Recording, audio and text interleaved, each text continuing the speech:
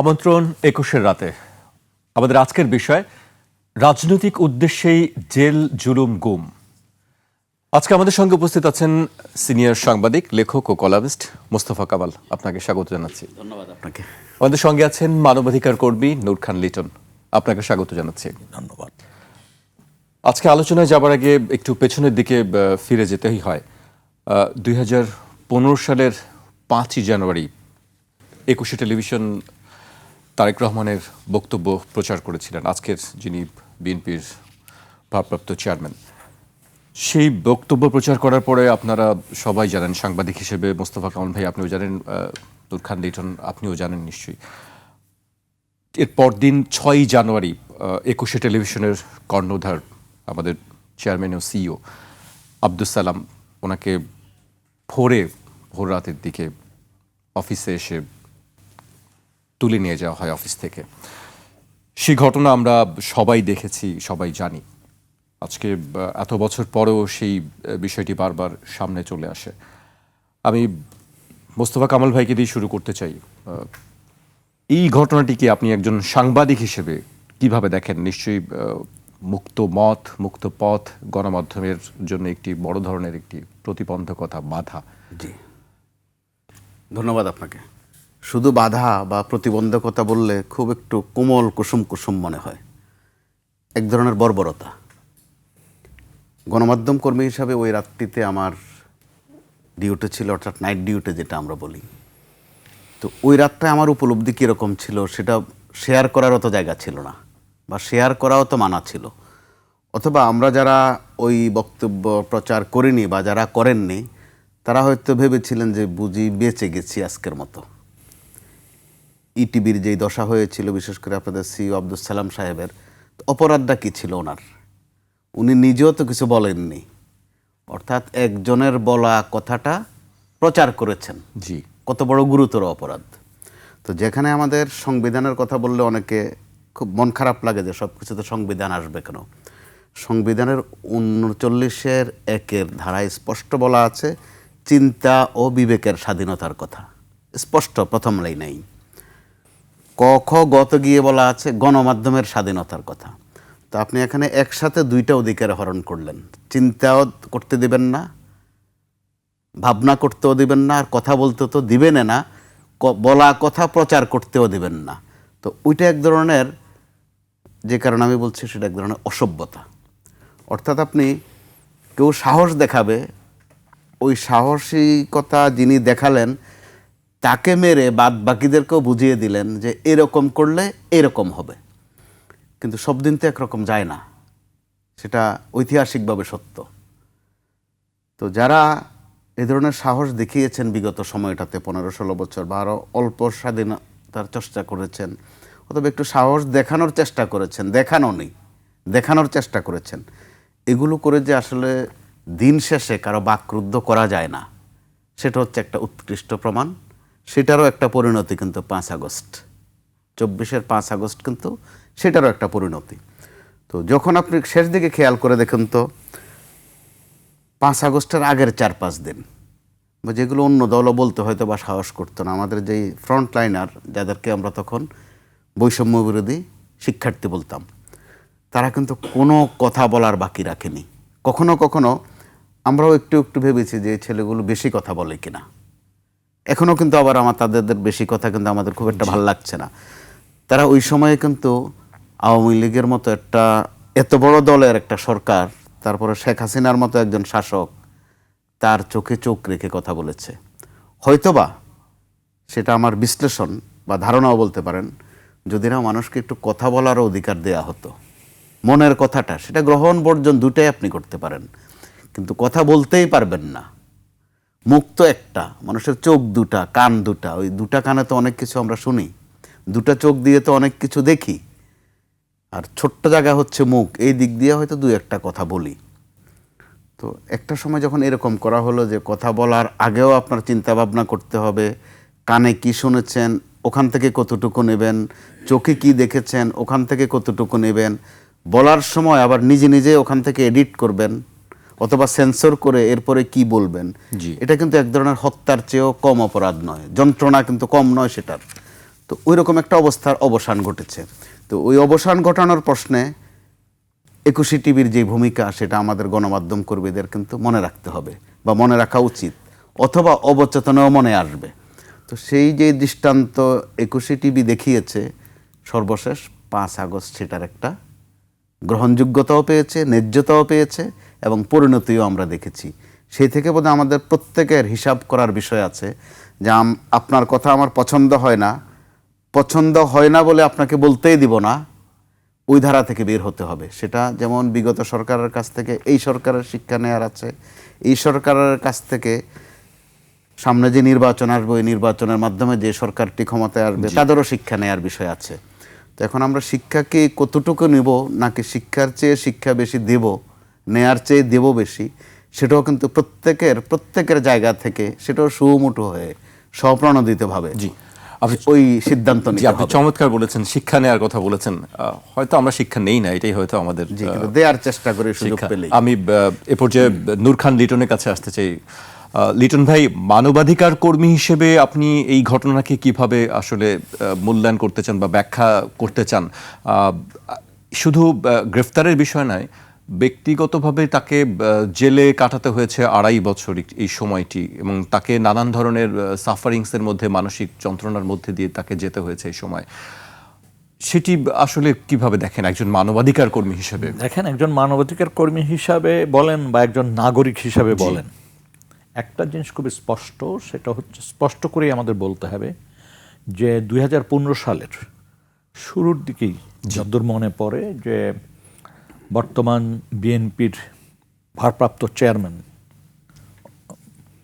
উনি যখন বিদেশ থেকে ওনার সাক্ষাৎকার দিচ্ছিলেন, ওনার বক্তব্য প্রচার করছিলেন একটা অনুষ্ঠানে, এবং সেটি যখন ইটিভি লাইভ প্রচার করছিল, যদ্দূর মনে পড়ে লাইভ প্রচার ছিল, এবং সেইটা প্রচারের মধ্য দিয়ে যে কথাবার্তা উনি বলেছেন, দেশবাসীর উদ্দেশ্যে বলেছেন, বিদেশে যারা অবস্থান করছেন তাদের উদ্দেশ্যে বলেছেন, একজন রাজনীতিবিদ হিসাবে তো কথা বলতে পারে, এবং সেই কথার কোনো অংশ বা সম্পূর্ণটা কেউ চাইলে প্রচার করতেও পারে, নাও পারে, মূল বিষয়টা প্রচার করতে পারে, এটাই স্বাভাবিক।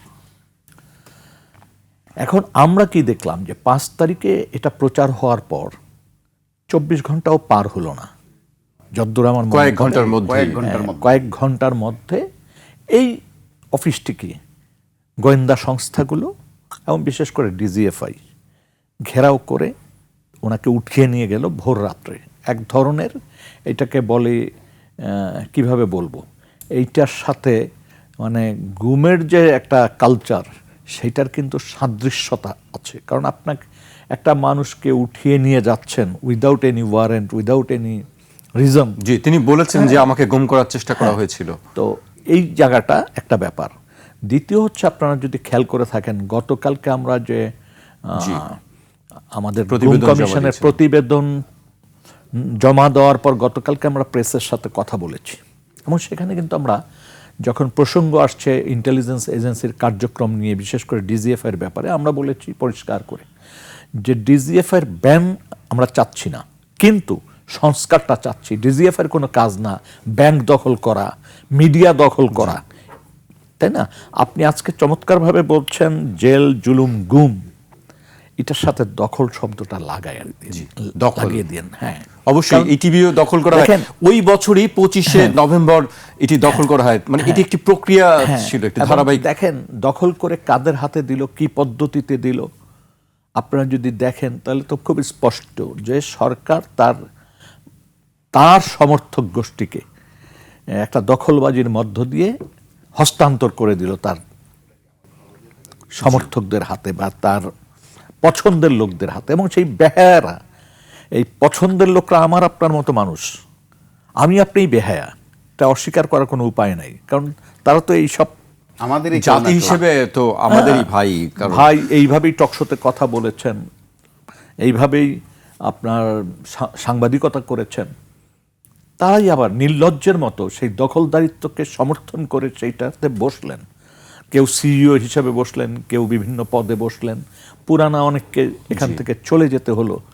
এবং এটি তো শুধুমাত্র একটা মিডিয়া হাউস মিডিয়া হাউসের সাথে লাভ লোকসান অনেক কিছু, এখানে তো একটা অনেক কর্মসংস্থানের বিষয় আছে, কর্মসংস্থান আছে, বিনিয়োগ আছে।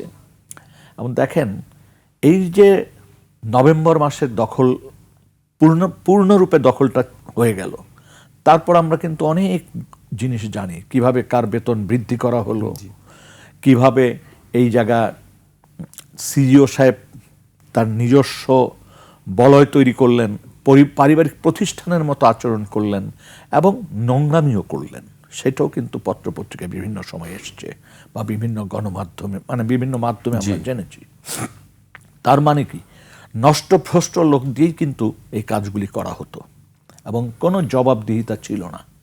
রাষ্ট্রের গুরুত্বপূর্ণ সংস্থাগুলোকে আপনি ব্যবহার করছেন এমন সব কাজে যেটা আপনার ব্যক্তি লাভ, ক্ষমতায় থাকার নিরাপত্তার জন্য এই কাজগুলি করা, এই কাজগুলি করেছেন।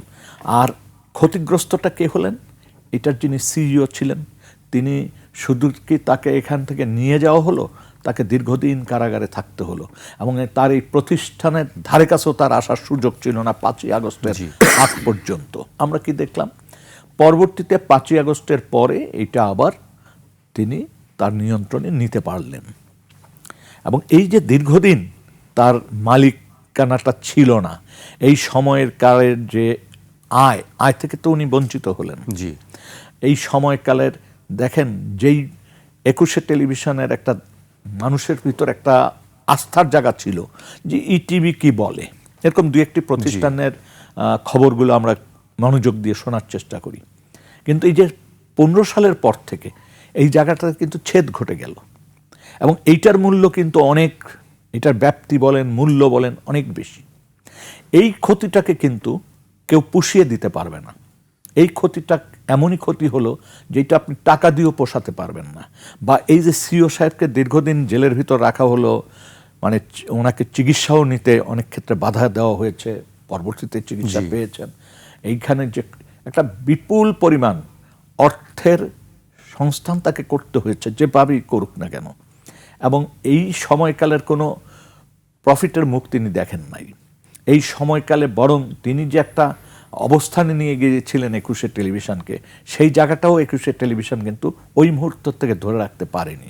এটা সরকারের একটা মাইক হিসাবে ব্যবহার হতে লাগলো এবং এইখানে দলাদলি, মানে একটা ভয়ঙ্কর পরিস্থিতির দিকে 21শে টেলিভিশন চলে গেল, যেমন চলে গেছে ইসলামী ব্যাংক। এরকম অনেক প্রতিষ্ঠান তো দখল হয়েছে। নূর ভাই, আমি একটু যোগ করি। আপনি বলছিলেন যে আর্থিক যে একটি ক্ষতির তিনি শিকার হয়েছেন বা পরবর্তীতে প্রতিষ্ঠান যে ক্ষতির মুখে পড়েছে, সেই বিষয়ে আসলে প্রতিকার পাওয়ার কোনো জায়গা কি আসলে ওনার আছে কি? দেখেন, যে কেউ কিন্তু তার ক্ষতির দাবিটা করতে পারেন এবং সেটা আইনসম্মতভাবেই তিনি করতে পারেন, আইনের আশ্রয় তিনি নিতে পারেন। কিন্তু সব সময় কিন্তু যে জিনিসটা দেখবেন যে আইনে অনেক ব্যবস্থা থাকলেও বাস্তবতার কারণে প্রয়োগের জায়গাটায় কিন্তু অনেক সময় আমরা দেখি দুর্বলতা। এবং আপনি দেখেছেন রোড অ্যাক্সিডেন্টের ক্ষেত্রে বিভিন্ন সময় কোর্টের অনেক নির্দেশনা আসে, কিন্তু পরে বাস্তবায়নের ক্ষেত্রে দেখা যায় দেখি না, খুব একটা বাস্তবায়িত হচ্ছে না। তো এখানে তো তিনি তো অবশ্যই দাবি করতে পারেন, কারণ এটা তো একটা বাণিজ্যিক প্রতিষ্ঠান এবং এই প্রতিষ্ঠানটাকে দখল করে, আইনের ব্যত্যয় ঘটিয়ে দখল করে যারা এই দীর্ঘ সময়ে এটার ক্ষতি সাধন করলো, তাদের কাছে তো ক্ষতিপূরণ চাওয়া যাইতেই পারে, থ্রু কোর্ট যেতেই পারে। কিন্তু প্রশ্ন হচ্ছে, এটা একটা দিক যে ওনার বাণিজ্যিক প্রতিষ্ঠান, আর একটা দিক হচ্ছে ওনাকে যারা এই যে বেআইনিভাবে আইনের বাইরে যে আটক রাখলেন, নির্যাতন করলেন, সেই জায়গাটা কি হবে, এটা একটা বড় প্রশ্ন আসছে। সেটার জন্য ওনাকে আসলে আইনের আশ্রয় যেতে হবে। কতটা উনি রেমেডি পাবেন সেটা বলা খুব কঠিন, বাস্তবতার সাথে মিলিয়ে তো বিষয়গুলি দেখবে। তবে আমি মনে করি দৃষ্টান্ত হিসাবে আইনের আশ্রয় যাওয়া উচিত। জি, আপনার চমৎকার কথা শুনছিলাম আমরা লিটন ভাইয়ের কাছে। আমি আপনার কাছে আসতে চাই, দখলের একটি বিষয় এখানে আছে যেটি নিয়ে কথা বলছিলেন লিটন ভাই।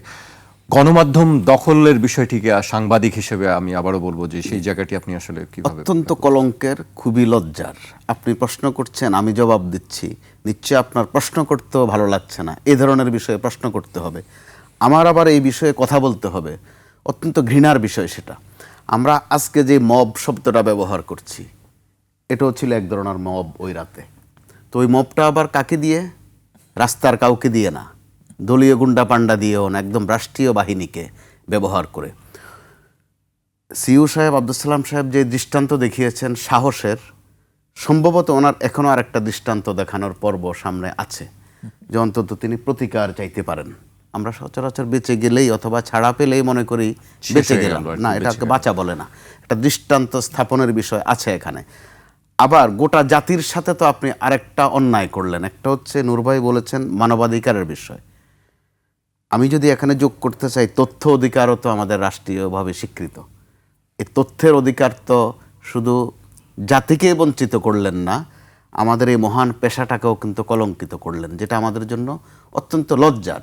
লজ্জার আরও এই কারণে যে কিছু কিছু বিষয় আছে, কোনো কোনো পেশায় আছে যেগুলো মানায়, সায়দাবাদ বাস টার্মিনালে মানায়, গাবতলিতে মানায়, কিন্তু গণমাধ্যমে কি এগুলো মানায় কিনা, আবার কাদেরকে দিয়ে মানালেন?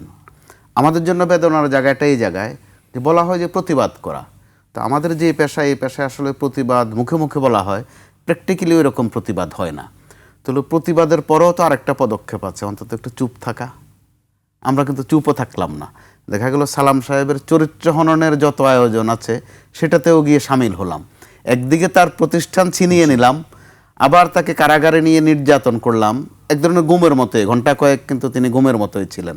আমরা তথ্য পাচ্ছিলাম না ওনাকে কোথায় নেওয়া হচ্ছে, কি জন্য নেওয়া হচ্ছে, কোন অপরাধে। দেখা গেল ক্রমেই তার বিরুদ্ধে এমন সব প্রপাগান্ডা ছাড়া হলো, আবার কাদেরকে দিয়ে ছাড়া হলো?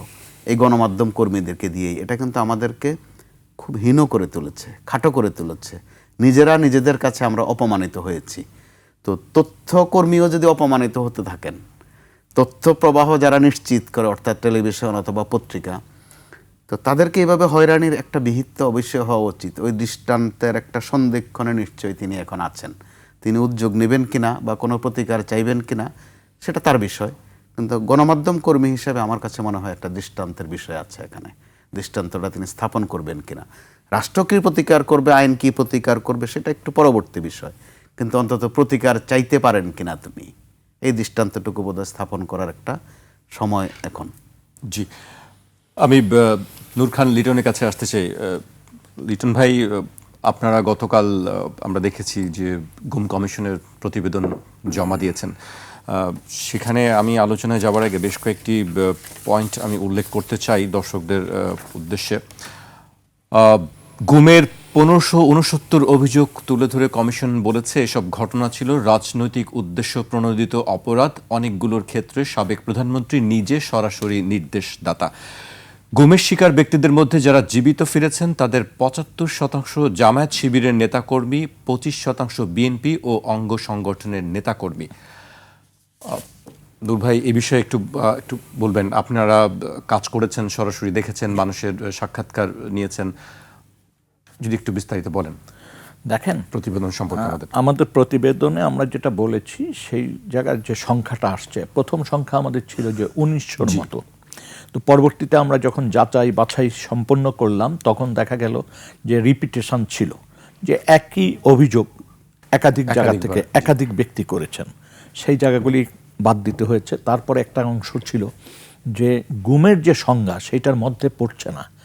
আপনার দেখা গেল ব্যক্তি রেশারেশি জমি জমা নিয়ে ঘটনাটা ঘটেছে, সেটা মামলা করেছেন আপনি ওইভাবে, তো সেটা তো আর গুমের ভিতর মানে আসছে না। এরকম বাদ দিয়ে আমাদের 1569 এসছে। এবং এই সংখ্যাটা যে পূর্ণাঙ্গ এটাও বলার সুযোগ কম, কারণ আমাদের আগের দিনেও আমাদের কাছে অভিযোগ এসছে, অর্থাৎ এই জানুয়ারি মাসের 1-2 তারিখেও আমাদের অভিযোগ নিতে পারেন নিতে, মানে শেষ দিকে আমরা অভিযোগ নেইনি তা না, অভিযোগ নেওয়া হয়েছে, বাট ওইটার যাচাই বাছাইটা আমরা করতে পারিনি। এইটা ছিল আমাদের একটা অবস্থা। এই যে মানে 1569, এটা আবারও বলছি, এইটাই পূর্ণাঙ্গ সংখ্যা বা তথ্য নয়। কারণ অনেক মানুষ এখন পর্যন্ত এইভাবে, যেই চ্যালেঞ্জটি একটু আগে ভাই করলেন, যে আমাদের এখন সালাম সাহেবকে আরও বেশি সাহস দেখাতে হবে দ্বিতীয় বিষয়টা প্রমাণ করার জন্য, মানে দ্বিতীয় বিষয়টাকে স্টাবলিশ করার জন্য, অর্থাৎ ক্ষতিপূরণের জায়গাটায়। ঠিক তেমনি এখনও অনেক মানুষ আছেন যারা আস্থা পাচ্ছেন না যে এখন যে আমি অভিযোগ, এখন তো আমি আছি, জীবন নিয়ে ফিরে এসেছি, আছি, ব্যবসা বাণিজ্য কোনো মতে করে চলছে, আমি আবার অভিযোগ দেওয়ার পর এটি যদি আগামীকালকে গণেশ উল্টে যায় বা নতুন পরিস্থিতির উদ্ভব হয়, তখন না জানি আমাকে আবার সমস্যায় পড়তে হয়। কারণ আইনশৃঙ্খলা বাহিনী বলেন বা যে সমস্ত গোয়েন্দা সংস্থায় অপরাধগুলির সাথে যুক্ত ছিল, র্যাব বলেন, তারা তো রয়ে গেছে, এখনো তো বিচার সম্পন্ন হয়নি। খুব সামান্য একটু অংশ সবে মাত্র আমরা দেখছি যে বিচার কার্যক্রমের ভিতরে প্রবেশ করেছে। এই জায়গাটিতে মানুষের কিন্তু এখনো ভয় আছে। দ্বিতীয় জিনিসটা হচ্ছে, আমাদের দেশে যারা ভুক্তভোগী হন তাদের অধিকাংশ হচ্ছে খুব গরিব মানুষ। তাদের পক্ষে এখনও তারা বুঝতে পারছে না যে আমি এক জায়গায় অভিযোগ করব, তাহলে আমার ঢাকায় যেতে হবে, আবার কথা বলতে ডাকবে তখন যেতে হবে, আবার আদালতে যদি যায় তখন যেতে হবে। এরকম নানান চিন্তাভাবনা থেকে এখনও অনেক মানুষ আমাদের কাছে অভিযোগ করতে আসতে পারেন নাই বা আসেন নাই। যারা এসছেন তারা যে ভয়াবহ বর্ণনা দিয়েছেন সেটি আসলে আমি মুখে বলে তার ওই যে তখনকার যে অভিব্যক্তি সেটা আমি প্রকাশ করতে পারবো না। দেখেন, একজন সাক্ষী তিনি বলছেন যে তিনি দেখেছেন কিভাবে মানুষকে মানে হাত পা বেঁধে মুখোশ পরিয়ে নৌকায় উঠানো হচ্ছে, কিভাবে তাকে নৌকার একটা নির্দিষ্ট জায়গা আছে যে পাশে যেটা, ওখানে মানে মাথা রেখে গুলি করা হচ্ছে এবং তারপর সিমেন্টের বস্তা টস্তা বেঁধে পানিতে ফেলে দেওয়া হচ্ছে। এবং এই কাজটি সাধারণত কত রকম কৌশলে তারা করত, কোন সময় অমাবস্যা, কোন সময় জোয়ার, কোন সময় ভাটা, কোন সময় বেছে নিলে ওই কাজটি করতে কোথাও বাধার বা কেউ দেখবে না, এই সমস্ত বিবেচনা করে। আর নৃশংসতার কথা যদি বলেন, এদেরকে তুলে নিয়ে টিএফআইতে বা মানে এটাকে কি বলে জেআইসিতে দীর্ঘদিন আটক রেখে জিজ্ঞাসাবাদ শেষ করে কারো কারো ব্যাপারে অল্প সময়ের মধ্যে সিদ্ধান্ত হয়ে যেত যে মানে শেষ ঠিকানায় পাঠিয়ে দাও। কোনো কোনো ক্ষেত্রে আসতো যে তারকে আরও জিজ্ঞাসাবাদ করে যতদূর তথ্য নেওয়া সম্ভব নেওয়ার চেষ্টা করো, তারপরে ডিসিশন হতো। এবং এই যে মামারা, ওই জায়গার যে শব্দ, বড় ভাই, মেজো ভাই, ছোট ভাই, মামা, এই যে শব্দগুলি কোনো অফিসারের নাম তো প্রকাশ করতো না, যারা ইন্টারোগেশনে থাকতেন তাদের চিহ্নিত করা হতো বড় ভাই, মামা ইত্যাদিভাবে। এবং তারা যেভাবে নির্যাতন করতেন, আমরা কিছু কিছু সিক্রেট সেন্টার, যেটা আমরা সিক্রেট প্রিজন যেটা আমরা পেয়েছি, যেমন ধরেন টিএফআই র্যাব 1-এর ভিতরে যে অংশটা টিএফআই আছে সেখানে আমরা দেখেছি, আমরা জেআইসি ডিজিএফআইয়ের অধীনে যেটা, সেখানে দেখেছি, যেটাকে কোড অ্যান্ড কোড আয়নাঘর হিসাবে মানুষ এখন ট্রিট করে। এই যে সেন্টারগুলি, এখানে যেভাবে নির্যাতন করা হতো সেটা ছিল আরও ভয়াবহ। মানুষকে ঝুলিয়ে দিনের পর দিন রাখা, আপনি একবার চিন্তা করেন তো, কারেন্ট শক দেওয়া, তারপর উলঙ্গ করে মানে লাঠি দিয়ে পেটানো, নখ উপড়িয়ে ফেলা, তারপর ঘূর্ণীয়মান চেয়ারের ভিতর বসিয়ে রাখা, তারপরে এই পানির পাত্রের ভিতরে ইলেকট্রিফাইড করে তার ভিতরে প্রস্রাব করতে দেওয়া, মানে ভয়াবহ। তারপর সর্বশেষ হচ্ছে আপনার চোখ, মানে হাত পা বেঁধে ফেলে রাখা, এবং এমন জায়গায় রাখা হতো যেখানে দিন এবং রাত্রের তারতম্য ছিল না, বুঝতে পারতো না মানুষ যে এটা দিন না রাত। এবং আপনি কল্পনা করেন তো, একটা মানুষ সে ধরা পড়ার পর বুঝতেছে না কখন দিন কখন রাত, সে শুধু খাবারটা যখন পাচ্ছে, সকালের নাস্তা যখন পাচ্ছে রুটি, তখন সে ধারণা করতেছে আমি একদিন পার করলাম। সে তখন কিভাবে, এটা স্মৃতিতে মনে রাখা সম্ভব না, একদিন, 2 দিন, 3 দিন, কয়দিন রাখবেন, ভুল করতে পারেন। তখন মানুষ সেই গুহার মানুষের যে হিস্ট্রি আমরা পড়ে আসছি, সেরকম মানুষ নিজের থেকেই পদ্ধতি বার করলো যে আমি কতদিন আছি এটা ধরে রাখতে হলে, মনে রাখতে হলে আমি কি করব। এদেরকে যদি কখনো মাংস দেওয়া হতো তো মাংসের যে হাড় সেটা তারা সংরক্ষণ করত, বা মাছের কাটা কিভাবে সংরক্ষণ করত, যিনি মাংস দিতেন তিনি জানেন কয় পিস মাংস দিয়েছেন, হাড় কয়টা ফেরত যাচ্ছে। এখানেও কিন্তু মানে ওই হাড়টা লুকায় রাখা খুব কঠিন ছিল। তারপরে একজন ভিকটিম আমাকে বলল যে সে এইখানে হাড়টা লুকায় রাখত বগলে, এবং এইভাবে রেখে ওই হাড় দিয়ে বা মাছের কাটা দিয়ে সে একটা দাগ দিত, একটা দিন পার হতো একটা দাগ দিত, বা সে তার মনের আকুতিগুলি ওইখানে লিখে রাখতো। কোনো কোনো ক্ষেত্রে আমরা সিক্রেট প্রিজনে যে 2-1টা ফোন নাম্বারও দেখেছি অস্পষ্টভাবে আছে, কোনো কোনো জায়গায় সূরা লেখা, কোনো কোনো জায়গায় আমি দেশটাকে অনেক ভালোবাসি, অনেক রকম কথা। কিন্তু মনের যে আকুতি সেটা সারাদিন সে করবে কি, তখন সে কোনোভাবে গোপনে লেখাটা লিখতো। এই লেখাটা লিখতে যেও কিন্তু অনেককে নির্যাতনের শিকার হতে হয়েছে, কারণ যখন টহল থাকতো ভিতরে, অর্থাৎ ভিতরে যখন নজরদারি থাকতো, তখন তো সে লিখতে পারতো না। আবার অনেক ক্ষেত্রে দেখা গেছে সিসিটিভি ক্যামেরা ভিতরে সেট করা, তো সেই ক্ষেত্রেও কেউ কেউ করতো কি, ময়লা ফ্লোর থেকে নিয়ে সিসিটিভি ক্যামেরা চোখ বন্ধ করে দিতে, মানে ক্যামেরার ফোকাসের জায়গাটা দিয়ে রাখতো যাতে তার চলাচলটা দেখতে না পারে বাইরে থেকে। এরকম বহু ঘটনা আছে। এরপর ধরেন অনেককে তো চুল দাড়ি কাটতেই দেওয়া হয়নি, মাসের পর মাস, বছরের পর বছর। আপনার এরা কেউ জানতেও পারেনি যে তারা জীবিত না মৃত, এই খবরটি তার পরিবারের কেউ জানে কি না।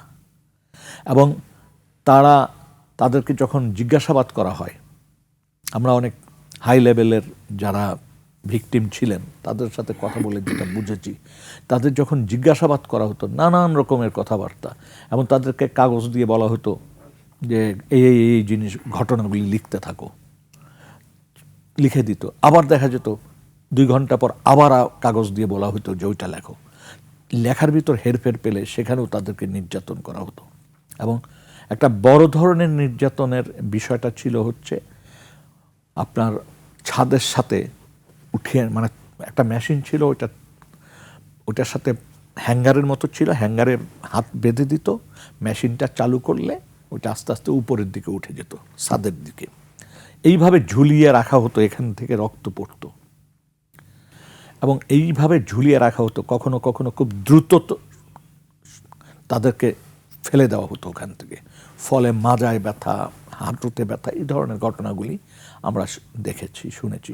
এবং আমাদের কাছে এরকম আসছে যে অল্প বয়সের একটা ছেলে, কিশোর, তাকে মাদ্রাসা থেকে নিয়ে আসা হয়েছে, এবং নির্যাতনের ভয়াবহতায় টিএফআইতে, মানে ভয়াবহতায় সে মানে অসুস্থ হয়েছে। অসুস্থ বলতে মেন্টালি সে ডিসঅর্ডার, মানে এটা কি বলবো, মানসিক ভারসাম্য হারিয়ে ফেলে, এবং ফ্যাল করে থাকতো, কাঁদতো, চিৎকার দিত, এরকম। এবং আমাদের কমিশনের অন্যতম সদস্য একজন, তিনি ওই তাকে চিহ্নিত করতে পেরেছেন, তার বক্তব্য নেওয়ার চেষ্টা করেছেন, যদিও সে প্রকৃতপক্ষে ওইভাবে সুস্থ না।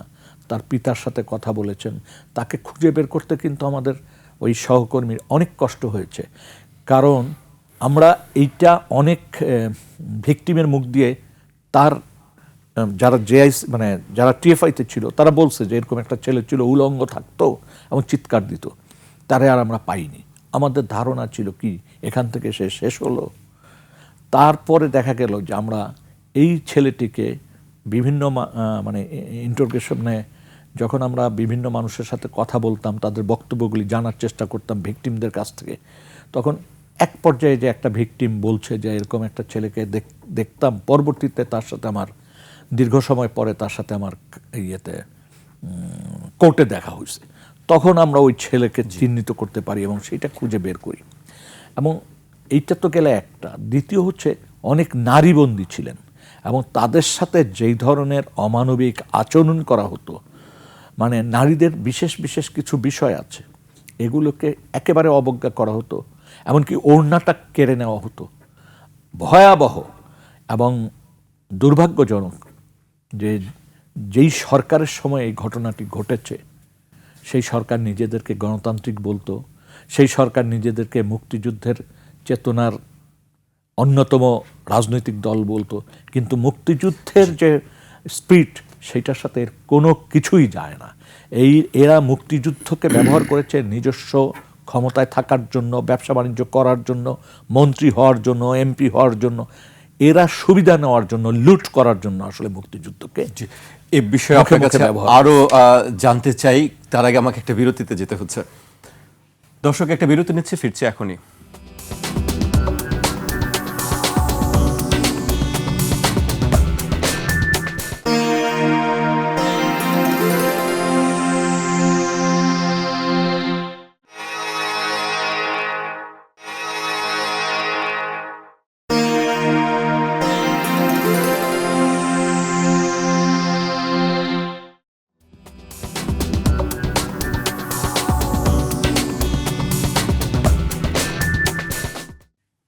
বিরতির পর আবারও স্বাগত। আপনারা দেখছেন ২১ রাত।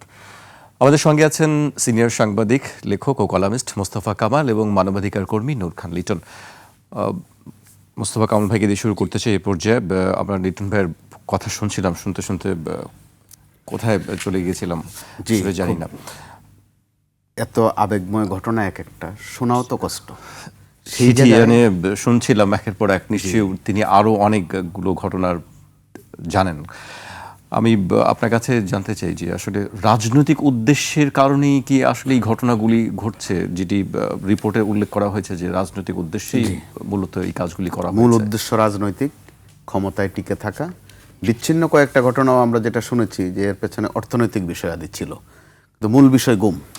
তো গুম শব্দটাই তো বাংলাদেশে তুলনামূলক নতুন, কিন্তু আগে এক সময় আমরা শব্দ ব্যবহার করতাম নিখোঁজ বা নিরুদ্দেশ, কখনো কখনো গায়েব শব্দটা ব্যবহার হতো। গত আমলে সেটা প্রাতিষ্ঠানিক হয়ে গেছে গুমের বিষয়টা। গুমের মধ্যে আবার কিসিম তিনটা দেখেন, একটা হচ্ছে গুম হয়েছে তো হয়েছেই, আজ পর্যন্ত আসেনি। আরেকটা আছে ফেরত এসেছে কয়েকজন, কেউ অল্প সময়ের মধ্যে, কেউ মাস কয়েকের মধ্যে, কেউ অনেক বছর পর। আর আরেকটা হচ্ছে গুমের পর হত্যা করে ফেলা। অর্থাৎ তিনটা ধরন এখানে।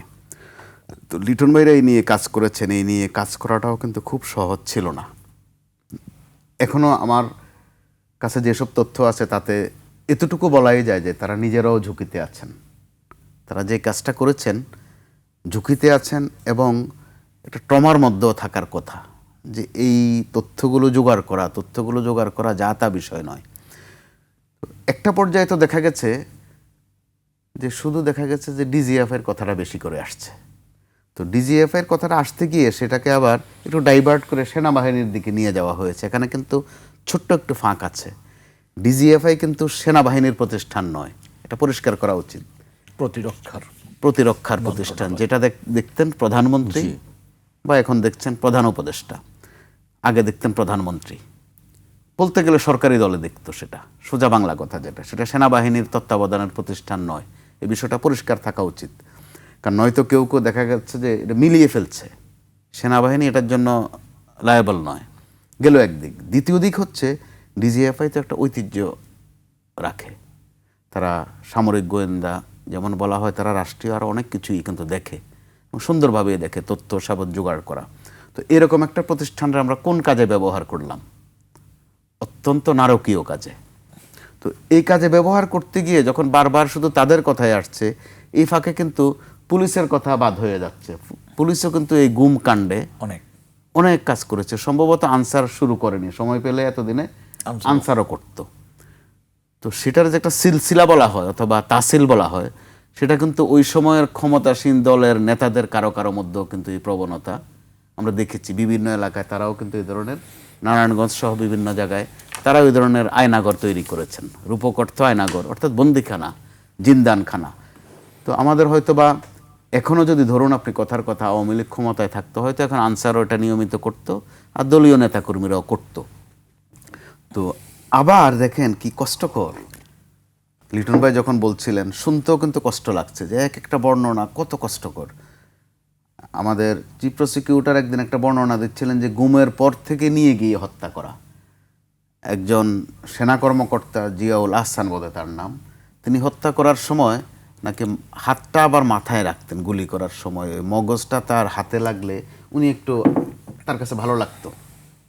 তাহলে পারভার্টেশন কাকে বলে? গুলি করবেন, মাথা বরাবর মগজটা বেরিয়ে যাবে, এটা হাতে নিয়ে একটু নাড়াচাড়া করবেন। তাহলে আমরা বিভৎসতা বা অসভ্যতার কোন পর্যায়ে আমরা গেছি, ওইটার কিন্তু বিচার আসলে দৃষ্টান্তমূলক বিচার হওয়া দরকার। কি দৃষ্টান্ত হবে আমাদের মাথায়ও আসছে না। কিন্তু আপনি দেখেন এরই মধ্যে বয়ান শুরু হয়ে গেছে যে না, এই যে এই নূর খানরা যেসব চেয়ার দেখাইছেন, যেসব রুম দেখাইছেন, এগুলো একটু ড্রামা, এগুলো নাটক, এগুলো নাকি স্ক্রিপ্ট করা আছে কোথায়। তাহলে আপনি এই জায়গার থেকে শুধু নূর খানরা ভয়ে থাকবেন তা তো নয়। যেটা নূর ভাই বলেছেন যে এখনও সাক্ষী দিতে কেউ কেউ ভয় পায়, অথবা কেউ কেউ শিকার, সে ওইটা বলতেও ভয় পায়। কেন ভয় পায়? যে রাজনৈতিক পথঘাটটা কিন্তু এখনো পরিষ্কার নয়। যারা এইসব বয়ান দিচ্ছেন যে গুম বলতে আসলে কিছু ছিল না বা ওই রকম কিছু ছিল না, ওই সময়ের স্বরাষ্ট্রমন্ত্রী যিনি ছিলেন তিনি এটা নিয়ে হাসি দিতেন, একটা মৃদু হাসি দিয়ে বলতেন এইসব গল্প, গুম বলতে বাংলাদেশে কিছু নাই, কেউ কোথায় ঘুমায় টুমায়, ওটাকে আপনারা গুম বলছেন। হয়তো বা গিয়ে দেখেন যে ইউরোপ যাওয়ার পথে মধ্যপ্রাচ্যে কোথাও নৌকা ডুবিতে মারা গেছে, অর্থাৎ ভূমধ্য সাগরে। তো দেখা গেল যে এই যে তাচ্ছিল্য করা, তো ওই তাচ্ছিল্যের হালকা বয়ান কিন্তু আমরা এখনো দেখছি। যে কারণে বলছি যে এটা অবশ্যই একটা পরিণতিতে, বিচারের পরিণতি বলছি, খুব দ্রুত যাওয়া দরকার। কিন্তু মানুষ ভয় পাচ্ছে যে রাজনৈতিক যে হিসাব নিকাশ, যে সমীকরণ মিলানো হয়, এতে করে কোন সময় কি আবার কার রাজনৈতিক স্বার্থে বন্ধু হয়ে যায়। আরও ভয় জাগাচ্ছে যেটা, এখন যারা মাঠে পরস্পরকে গালমন্দ করছেন, নূর খান ভাইদের তথ্য তো একদম অঙ্কসহ লেখা আছে, কে বেশি কে কম, অর্থাৎ এই দুইটা দলে কিন্তু বেশি শিকার, বিএনপি আর জামাতে ইসলামী। কিন্তু তারাও মাঝে মধ্যে তাদের কথাবার্তায় মনে হয় যে তারাও বোধহয় ভুলে গেছেন। নাম উল্লেখ না করেই কয়েকজনকে চিনি যে তারা ওই গুমের শিকার হয়েছেন অথবা দীর্ঘদিন নির্যাতনে ছিলেন। বের হয়ে আসার পর নিশ্চয় আপনিও তাদের দুই একজনকে পান টক শোতে, তাদের এখনকার যে কথাবার্তা, যে বডি ল্যাঙ্গুয়েজ, যেভাবে হাত পা নাড়েন বা যেভাবে তারা খিঁচুনি দেন, তখন মনে হয় কি তারা এত নির্যাতিত হলেন, এখন আবার তাদের এই তাসিল, এই চর্চা। এই কারণে বলছি যে এই কতগুলো জায়গাতে রাজনৈতিক একটা সদিচ্ছার জায়গায় আসতেই হবে। জি, আমি এ পর্যায়ে লিটন ভাইয়ের কাছে আসতে চাই। গুমের ঘটনায় আইনশৃঙ্খলা বাহিনী জড়িত থাকার তথ্য তুলে ধরে বলা হয় প্রায় 25% গুমের অভিযোগে র্যাব জড়িত, এরপর পুলিশ 23%, এছাড়া ডিবি, সিটিটিসি, ডিজিএফআই ও এনএসআই ব্যাপক হারে গুম করেছে। আর সর্বোচ্চ আলামত নষ্ট করা হয়েছে র্যাবের। দেখেন, একটা জিনিস আমাদের মনে রাখতে হবে যে আমাদের যে তথ্য এটা পূর্ণাঙ্গ না, কারণ আমরা তো সব পারিনি। আমরা 40টার মতো সেন্টার ভিজিট করেছি, আমরা 1500 মানুষের বক্তব্য যাচাই বাছাই করেছি বা তাদের কারো কারো ডিটেলস বক্তব্য নিয়েছি। এর মধ্য দিয়ে আমি পূর্ণাঙ্গ একটা পার্সেন্টেজ আসলে এনেছি, যেহেতু আমাদের রিপোর্ট মানে রিপোর্টটাকে সমাপ্তি টানতে হয়েছে। কিন্তু পূর্ণাঙ্গ তথ্য ছাড়া এই পার্সেন্টেজ বের করাটা খুব কঠিন কাজ। তারপর আমাদেরকে একটা জায়গায় এটা আনতে হয়েছে। একটা জিনিস আমি আপনাকে বলি, সেটা হচ্ছে যে যে ভয়াবহতা সেটা র্যাবে যেমন ছিল, এবং র্যাবেরটা এত ভয়াবহ ছিল যে কল্পনাও করা যাবে না, ঠিক একই রকমের সিটিটিসি আলাদা করেছে, এবং তারা ক্রস ফায়ার মানে গুম করে তারপর যে ক্রস ফায়ারগুলি দিয়েছে, এটা আপনি ধারণাও করতে পারবেন না যে কত মানুষকে তারা ক্রস ফায়ার দিয়েছে। এবং আপনি অবাক হবেন যে সিটিটিসিতে বন্দি থাকা অবস্থায় একজন ছিলেন যিনি পরিষ্কার দেখেছেন যে কয়েকজনকে একটা গাড়িতে উঠিয়ে নিয়ে যাওয়া হচ্ছে এবং তাদের দুজনকে তিনি চিনতেন। পরবর্তীতে তিনি দেখলেন যে পত্রিকার সংবাদে যে তাদেরকে তাদের সাথে অনেকটা ক্রস ফায়ারে তারা মারা গেছে। এই যে আপনার শ্যামলীর পরে ওইটার জায়গাটার নাম কি, না শ্যামলীর পরে কল্যাণপুরের যে ঘটনাটা, সেটা নিয়ে কিন্তু প্রশ্ন তোলার অনেক তথ্য উপাত্ত আমরা পেয়েছি। এবং এই জায়গাগুলিতে যারা দায়িত্ব পালন করেছেন তারা সেই সমস্ত অফিসারদের সাথে কথা বলে বা তাদের ইন্টারভিউ নিতে, যে আমি বেশ কয়েকটি ইন্টারভিউ নিয়েছি যারা এই ধরনের ঘটনার সাথে প্রাথমিকভাবে আমরা মনে করি সংশ্লিষ্টতা আছে, তাদের বক্তব্য একেবারে স্পষ্ট। প্রথম দিকে একদম কিছুই জানেন না, কিছুই বলতে চান না, কিন্তু সময় অতিক্রম করার পর দীর্ঘ আলাপ আলোচনার পরে একটা পর্যায়ে যে তিনি কিছুটা স্বীকার করছেন নিজের দায়িত্ব না নিয়ে অন্যের ঘাড়ে দিয়ে। তারপরে যখন আমার ওনার টিমের অন্যদেরকে জিজ্ঞাসাবাদ করে আবার ওনাকে যখন কয়দিন পর ডাকা হচ্ছে, তখন দেখা যাচ্ছে যে তিনি যে তথ্যগুলি দিচ্ছেন এটাকে জোড়া লাগিয়ে পূর্ণাঙ্গ তথ্যটি আমরা পেয়ে যাচ্ছি। এটি যেমন ধরেন, আমি আরেকটা উদাহরণ দিতে চাই, আমাকে একটু সময় দিবেন, কারণ আজকে অনেক কথা বলা প্রসঙ্গটা একেবারে জাকির, হাফেজ জাকির নামে একটা ছেলে ছিল মোহাম্মদপুরে, জাকির, হাফেজ জাকির। এ ছিল ছাত্র শিবিরের একজন মোহাম্মদপুরের নেতা, থানার নেতা। সে কোরআনে হাফেজ ছিল। তাকে যখন উঠিয়ে নেওয়া হয় একদিন প্রায় ভোররাত্রের কাছাকাছি সময়ে, যখন মানুষ তাহাজ্জুদের নামাজ পড়ে এবং ফজরের প্রস্তুতি নেয়, এই সময়কালে, অর্থাৎ রাত মাঝরাতের পরে, রাত 2টো বা আশেপাশের সময়, তাকে যখন উঠানো হয়, আমরা একটা জিনিস খেয়াল করলাম যে যারা উঠায়, যে সমস্ত টিমে অংশগ্রহণকারীরা কিন্তু অধিকাংশ ক্ষেত্রেই, বলা যায় প্রায় সব ক্ষেত্রেই, যাকে উঠানো হচ্ছে তার পরিচয় সম্পর্কে জানে না। একটা টিমে মনে করেন 10 জন আসছে, ভিতরে 4 জন ঢুকেছে, একজনকে ধরা হলো, নাম দিয়ে কিন্তু ধরা হয়নি। ওই সময় অধিকাংশ ক্ষেত্রে মোবাইল নাম্বার ট্র্যাক করে ওই মোবাইল যে ব্যবহার করছে তাকে ধরা হচ্ছে, এবং ধরতে যাওয়ার পর ফলে কমান্ডারও অনেক ক্ষেত্রে নাম জানে না, কোনো কোনো ক্ষেত্রে কমান্ডার নাম জানলেও সিপাহীরা কেউ, যারা অপারেট করছে তারা জানতো না। তারা মুখোশ লাগিয়ে দিচ্ছে, ধরার সাথে সাথে কিন্তু মুখোশটা লাগাই ফেলে, জমটুপির মতো যেটা।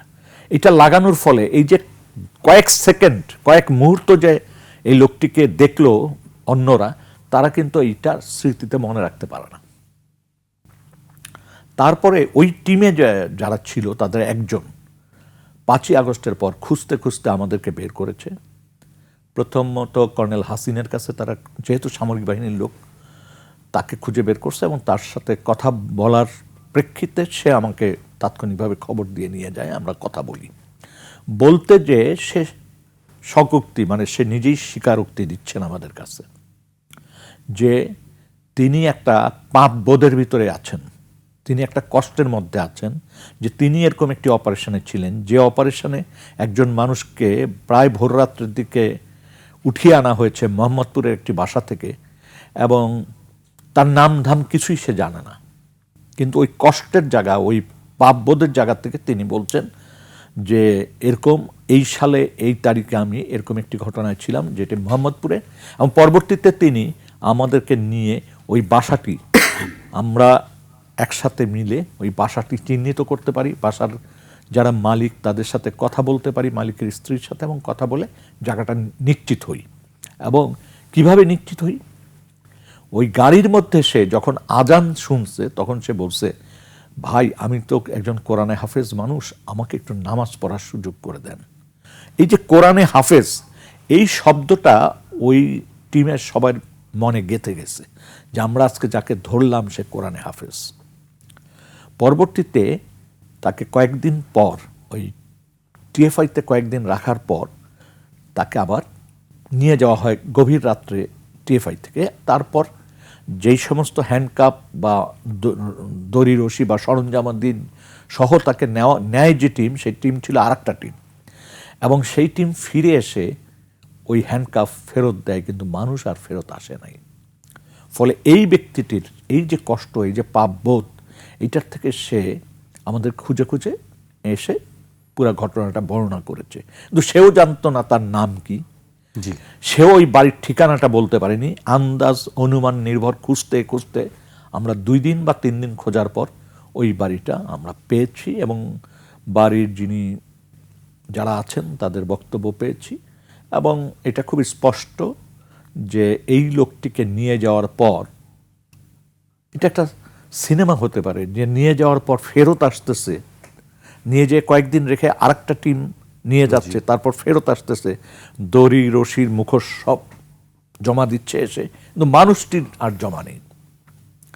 তো মানুষটির পরিণতি আমরা ভাবতে পারি, এটা একটা। তারপর ধরেন এই যে নৌকাগুলি ব্যবহার হয়েছে সমুদ্রের কাছাকাছি নিয়ে মানুষের লাশ ফেলা বা বড় নদীতে লাশ ফেলা, এটা আপনি অবাক হয়ে যাবেন। এই ঢাকা শহরের জুরাইন কবরস্থান বা আপনার মুন্সিগঞ্জের সার্কিট হাউসের উল্টা দিকে যে কবরস্থানটা, এখানে ওই একটা সময়কাল গেছে যখন প্রতিদিনই হয়তো 20টা লাশ ফেলা হয়েছে, 2টা লাশ ভেসে আসছে, আরগুলি তলিয়ে গেছে। এরকম লাশ ভেসে মুন্সিগঞ্জে উঠেছে এবং তাকে দাফন করা হয়েছে, তার ওই সুরতাহাল রিপোর্ট করা হয়েছে, পোস্টমর্টেম করা হয়েছে। দেখা গেছে তার বুলেট, প্রায় প্রত্যেকটা ডেড বডির বুলেটের চিহ্ন এখানে, এবং হাত পা বাঁধা, বস্তা বাঁধা। ও বললাম শতকরা হয়তো 10টা লাশ ভেসে আসছে আর 90টা বেরিয়ে গেছে। এইখানে আমাদের একটা মানে বক্তব্য আছে, সেটা হচ্ছে আমরা তো স্বল্প সময়ে অনেক কিছুই করতে পারিনি, পরবর্তী সরকার যারা আসবেন তাদের উপর দায় আছে। সেটি আমি আপনার কাছে জানতে চাচ্ছি যে শেষ পর্যায়ে চলে আসছি আমরা, যে আপনাদের তো প্রতিবেদন দিয়েছেন, আপনাদের সুপারিশগুলো কি কি আপনারা করেছেন যেমন সে বিষয়ে ধরেন- একটু যদি সংক্ষেপে একটু বলতেন। ধরেন একটা জিনিস আমাদের সার্চ করা উচিত যে কোথায় কোথায় এই ধরনের ডেড বডিগুলি পাওয়া গেছে। যেমন মুন্সিগঞ্জেরটা 100% নিশ্চিত এই কারণে যে স্থানীয় এই হাতিরপুলের এক যুব দলের কর্মী, তার লাশটাও কিন্তু ওখানে পাওয়া গেছে তাকে অপহরণ করার কিছুদিন পর, এবং সেই লাশটা কিন্তু চিহ্নিত করে তারা ফেরত নিয়ে এসে দাফন করেছেন। ওই সাথে আরও 2টা লাশ, তাদেরকে কিন্তু চিহ্নিত করা যায়নি, কিন্তু বোঝা যাচ্ছে যে একই প্রসেসের ভিতরে এই লাশগুলি ভেসে এখানে আসছে। এবং তাকে যারা উঠিয়েছে, ওই যুব দলের কর্মীকে, তারা ছিল আইন শৃঙ্খলা রক্ষাকারী বাহিনীর সদস্য, এবং এটা স্থানীয় যারা দেখেছে তোলার সময়, সেই ওষুধের দোকানদার থেকে শুরু করে তাদের বক্তব্য এটা খুব স্পষ্ট। আর লাশের যে বর্ণনা আমরা সুরতাহাল রিপোর্ট পেয়েছি, সেটাতে আমরাও মানে অনুসন্ধান করতে, যে আমাদের মনেও প্রাথমিকভাবে বলতে পারেন বদ্ধমূল একটা ধারণা হয়েছে। এটা ইনডেপথ ইনভেস্টিগেশনের পর বের হবে। এইখানে আমাদের একটা সুপারিশ আছে, সেটা হচ্ছে এই ধরনের যে জায়গাগুলি আছে, আমি জুরাইনের কথা বললাম, যেখানে আনআইডেন্টিফাইড লাশ এসছে, যে লাশগুলি দেখতে এরকম, মানে বুলেট বিদ্ধ, সিমেন্টের বস্তা ইত্যাদি, এই জায়গাগুলি সংরক্ষিত করে, যে এখন পর্যন্ত প্রায় 270-80 জন যারা ফেরত আসেনি, আমাদের কাছে রিপোর্ট, এর বাইরেও কিন্তু অনেকে ফেরত আসেনি, যেটা আমরা জানি না, আমাদের কাছে অভিযোগ আসেনি। এই ফ্যামিলিগুলি, নিকটতম আত্মীয় স্বজনের ডিএনএ প্রোফাইলটা তৈরি করে রাখা, যাতে ভবিষ্যতে ওই গ্রেভিয়ার্ডগুলি যদি আমরা চিহ্নিত করে ওখানে যদি আমরা ডিএনএ টেস্টের প্রোফাইলটাকে ম্যাচিং করার চেষ্টা করি, সেইখানে আমাদের একটা সুযোগ থাকবে এইখানে আসার। এইটাকে টোটাল প্যাকেজটাকে যেটা বলা হয় ফরেনসিক ইনভেস্টিগেশন, এই ফরেনসিক ইনভেস্টিগেশনটা খুব জরুরি, এটা একটা। দ্বিতীয় যে আরেকটা বিষয়, যে আইন শৃঙ্খলা রক্ষাকারী বাহিনীর সম্পর্কে, যেমন আমরা পরিষ্কার বলেছি র্যাপিড অ্যাকশন ব্যাটালিয়ন র্যাবকে ডিসব্যান্ড করে দিতে হবে, বিলুপ্ত করতে হবে। আর আরেকটা জিনিস আমাদের মৌলিক একটা জায়গায় পরিবর্তন আনতে হবে, সেটা হচ্ছে আমাদের দেশের সেনাবাহিনী আমাদের অনেক পরিশ্রমের ফল, আমাদের গর্ব। এই সেনাবাহিনীর আঁচড় লাগুক তার নৈতিকতার জায়গায়, এটা যাতে না হয় সেই চেষ্টা করতে হলে সেনাবাহিনীর কোনো মানুষ, তারা প্রতিনিয়ত তাদের দক্ষতা বৃদ্ধি করার জন্য প্রশিক্ষণ নেবে, জ্ঞানের চর্চা করবেন, এবং দেশের ভূখণ্ড রক্ষার জন্য চূড়ান্ত অর্থে আমাদের জীবন রক্ষা করার জন্য ঝাঁপিয়ে পড়বেন। এখন তাদেরকে দিয়ে যদি আইন শৃঙ্খলা রক্ষার কাজ করানো হয়, বহিঃশক্তির থেকে রক্ষা করার জন্য আমরা তাদেরকে ব্যবহার করব এবং তাদেরকে কাজে লাগাবো, তাদেরকে আশা করব। কিন্তু এই যে চোর, ডাকাত, ছিনতাইকারী, রাজনীতিবিদ, এদেরকে দমন করার জন্য তো এই মানে সেনাবাহিনীর কোনো সদস্য, সেটা র্যাবে যাক আর ডিজিএফআইতে যাক বা এনএসআইতে যাক, এটা তাদের কাজ না। তাদেরকে সম্পূর্ণ সেপারেট রাখতে হবে, মর্যাদায় রাখতে হবে। এবং আবারও বলি, একটা ভুল ধারণা, ভুল তথ্য চলে আসছে, মানে সবার ভিতর ধারণা হচ্ছে যে গুম মানে সেনাবাহিনী। নো, গুম মানে হচ্ছে সেনাবাহিনীর থেকে যাদেরকে বিভিন্ন জায়গায় পাঠানো হয়েছিল, তাদেরকে একটা প্রসেসের মধ্য দিয়ে তৎকালীন সরকার ব্যবহার করেছে, এবং তাদের অনেককেই খুনিতে রূপান্তরিত করেছে, অনেককেই, এবং অনেককে লুটেরাতে রূপান্তরিত করা হয়েছে। এই জন্য আমরা যখন কথাবার্তা বলি, অনেকে মনে করে যে আমরা টোটাল সেনাবাহিনী। নো, সেনাবাহিনী আমাদের জীবন মানে আমাদের দেশ রক্ষা করছেন, সেনাবাহিনী আমাদের বিপদে পাশে দাঁড়াচ্ছেন, সেনাবাহিনীর উপরে সর্বশেষ মানুষের অনেক ক্ষেত্রে আস্থার জায়গা আছে, এইটিকে বিতর্কিত করার কোনো চেষ্টা আসলে না করা উচিত। এখানে খুব সতর্কতার সাথে আমাদের সবারই কথা বলা উচিত। আমি আবারও বলছি যে এই অপরাধগুলি কিন্তু যারা করেছে যে প্রতিষ্ঠানে, যে সেটা কিন্তু বাংলাদেশ সেনাবাহিনী না, সেটা কিন্তু র্যাব, সেটা কিন্তু ডিজিএফআই, সেটা এনএসআই, বাট নট আর্মি। এবং আর্মির কিন্তু ওইখানে আর্মির যে চেন অফ কমান্ড সেইটা কিন্তু ওইখানে কার্যকর ছিল না যখন তারা আর্মির বাইরে এসেছিলেন। এইটা সুতরাং এই যে সমস্ত গুপ্ত সিক্রেট প্রিজনগুলি তৈরি হয়েছিল, এই জায়গাগুলিকে সংরক্ষণ করা এটাও কিন্তু আমাদের একটা অন্যতম দাবি। জি, তারপর প্রশিক্ষণের জায়গায় মানবাধিকার ইস্যুটাকে যাতে টেনে আনা হয়, যাতে তাদেরকে প্রশিক্ষণে ওই জায়গাটাকে এনশিওর করা যায় যে মানুষের সাথে কিভাবে আচার ব্যবহার বা আইনটাকে সুরক্ষিত রেখে আইনের মধ্য থেকে কিভাবে কাজ করা যায়। সে মানে কোনো গোয়েন্দা সংস্থা বা কোনো আইনশৃঙ্খলা রক্ষাকারী বাহিনীর কাজ না মিডিয়া দখল করা, ব্যাংক দখল করা, জমি দখল করা, এগুলো কিন্তু তাদের কাজ না। কিন্তু দুর্ভাগ্যজনক এই 15 বছর, শুধু 15 বছর না, আগে পিছে সময়ও আমরা পূর্বেও দেখেছি যে এই সমস্ত কাজে ব্যবহৃত হওয়ার বা ব্যবহৃত করার, সেনাবাহিনী যখন ক্ষমতায় আসে তখন দেখবেন জমি দখল এইটা সেটা করার জন্য একটা গ্রুপই নেমে যায়। তো সেই জায়গার থেকে যাতে কোনোভাবে আমাদের এই বাহিনীগুলি লক্ষ্যভ্রষ্ট না হয়, চরিত্রের উপরে কালিমা লেপন হয়, এমন কোনো কাজ ভবিষ্যতে যারা দেশ পরিচালনা করবেন তারা যেন না করেন।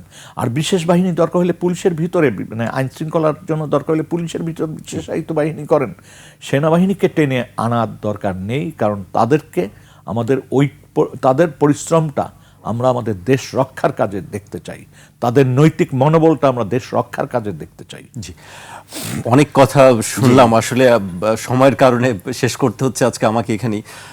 আপনাদের দুজনকে অনেক ধন্যবাদ। আর শেষে একটা বলতে চাই, জি, ডিজিএফ এর যে কাজ সেইটার পরিধি নির্ধারিত করে দেওয়ার দরকার। সেখানে তাদের গ্রিন বুক বা তাদের যে কার্যাবলী যেটা বলা আছে সেখানে পরিষ্কার ওইটা আমাদের মানে সেনাবাহিনীর বা জাতীয় ক্ষেত্রে যে কাজগুলি করা সেইটা এখানে কোনোভাবে রাজনৈতিক দলকে ভাঙ্গা, রাজনৈতিক দলকে ঘুষ দেওয়া, ওই সাংবাদিকদের ভিতর বিভাজন তৈরি করা, সাংবাদিকদের একটা গ্রুপ দিয়ে আরেকটা পত্রিকা বাইর করা, আরেকটা মিডিয়া দখল করা, এই কাজগুলি বা ব্যাংক দখল করা, এই কাজগুলি তো সেনাবাহিনীর মানে গোয়েন্দা সংস্থার কাজ না। ওই যে কোড আনকোড জাতীয় নিরাপত্তা শব্দ লাগিয়ে এই ধরনের কাজগুলির সাথে তারা যুক্ত হয়ে যাচ্ছেন। কোনোভাবে এই জায়গাটা করতে দেওয়া যাবে না, এইখানে একটা সংস্কার আনতে হবে এবং প্রয়োজন হলে তাদের যে গ্রিন বুক সেখানে কার্যাদিগুলি আবার সুবিন্যস্ত করতে হবে। জি, আপনার খুব মূল্যবান বক্তব্য আমরা শুনছিলাম। আসলে একটু যোগ করতে পারবো 30 সেকেন্ড, যে এখানে তাদের গ্রিন বুক বা ব্লু বুক যেটাই হোক সেটা পরিষ্কার মোটামুটি খান ভাই, তো নির্ভর করে যিনি স্টিয়ারিংয়ে আছেন, যিনি ক্ষমতায় আছেন, তিনি কিভাবে তাদেরকে অপব্যবহার করবেন। ব্যবহার নয়, কিন্তু যখন তাদেরকে ডিজিএফআইতে আনা হয় তাদেরকে সেনাবাহিনীর মোড়কেই প্রচারটা করা হয়, অথচ তারা সেনাবাহিনীর অধীনে নয়। এটা যেমন পরিষ্কার, যখন তাদেরকে র্যাবে আনা হয় তারা কিন্তু সেনাবাহিনীর নিয়ন্ত্রণে নয়, তারা স্বরাষ্ট্র মন্ত্রণালয়ের নিয়ন্ত্রণে। এই বিষয়গুলো করা হয়েছে চালাকি করে। তো এই চালাকিগুলোর একটা ফুল স্টপ দরকার। আর যারা রাজনৈতিক শক্তি আছেন, যারা ক্ষমতায় আসবেন, তারা এরই মধ্যে পরিষ্কার করেছেন কথাবার্তায় যে এসব গুম খুন এগুলো তারা চলতে দেবেন না। তো যখন তারা এই আশ্বাস দিচ্ছেন, আশাবাদ যেমন আমাদের জাগছে, আবার যেহেতু আমাদের তিক্ততা বেশি, রাজনৈতিক তিক্ততা, অভিজ্ঞতা বড় খারাপ, তো আমরা যেন সেটার পুনরাবৃত্তি না দেখি। জি, নিশ্চয়ই এই ধরনের কথা বা সুপারিশ যেগুলো করেছেন সেগুলো হয়তো রাষ্ট্রের সর্বোচ্চ পর্যায় থেকে খুব গুরুত্ব সহকারে নেওয়া হবে এবং সেগুলি বাস্তবায়ন করা হবে, আমরা সেই প্রত্যাশা রাখি।